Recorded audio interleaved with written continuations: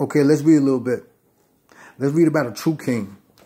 Let's read about what a king. Let's read about a king wearing a crown. This is right after. This is in the second book of Samuel, chapter 12. We're gonna start right after they came from smashing the city of waters. Joab smashed the city of waters, and this is what they did to the king. It says here, as we read on the wise in verse 30, and he took the king's crown from off his head, and the weight whereof was a talent of gold with the precious stones, and it was set upon David's head, and he brought forth the spoil of the city in great abundance. The man wore a crown. That's just one. There's plenty more, but that's just one. You got to name a time where your king wore a crown besides that crown of thorns, which is very dishonorable, by the way. Let's talk about this real quick. We're going to get right to it. Chapter 8, right? Verse 1. And after this came to pass that David smote the Philistines and subdued them. And also, David took Methegma out of the hand of the Philistines, and he smote Moab and measured them with the line, casting them down to the ground. Even with 2 lines he measured to put them to death, and with 1 full line to keep alive. And so the Moabites became David's servants, and they brought him gifts. What they talk about this king? Let's go to the book of Numbers. Let's go to the book of Numbers real quick. Right? We're gonna see what they talk about this king. This is a prophecy.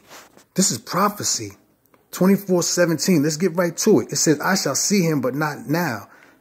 I shall behold him, but not nigh.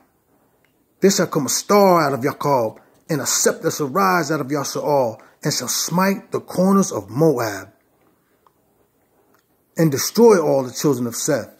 And in 18 it says, and Edom shall become a possession. Seir also shall be a possession for his enemies, and Yasha'al shall do valiantly. They're talking about somebody from the tribe of Judah. Who? Well, we just showed you who, right? Because he also did this. And David got his fame when he returned from smiting the Syrians in the valley. And he put garrisons in Edom. Throughout all Edom put he garrisons, and all of the Edomites became David's servants. What? This is who they're talking about out of the tribe of Judah. Who dies, you know, with a crown of thorns on their heads. This is how a true king dies. This is how a true king dies. We're going to go to the second book of Chronicles real quick.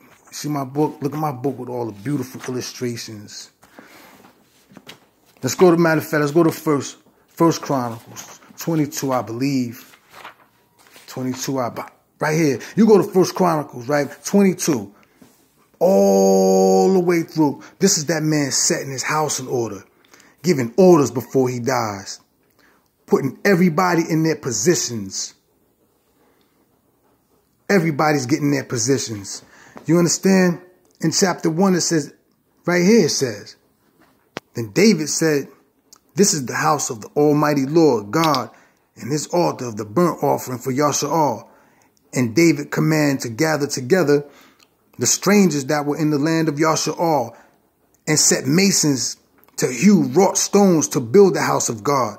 And David prepared iron in abundance for the nails for the doors of the gates, and for the joinings and the brass in abundance without weight.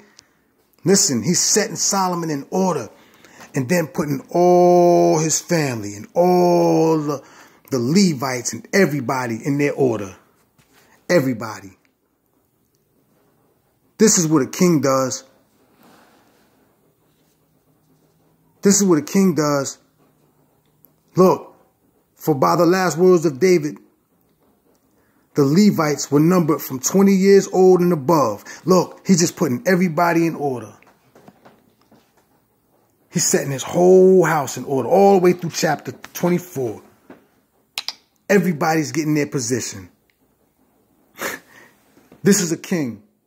Moreover, David and the captains of the host separated to the service of the sons Asaph and Heman.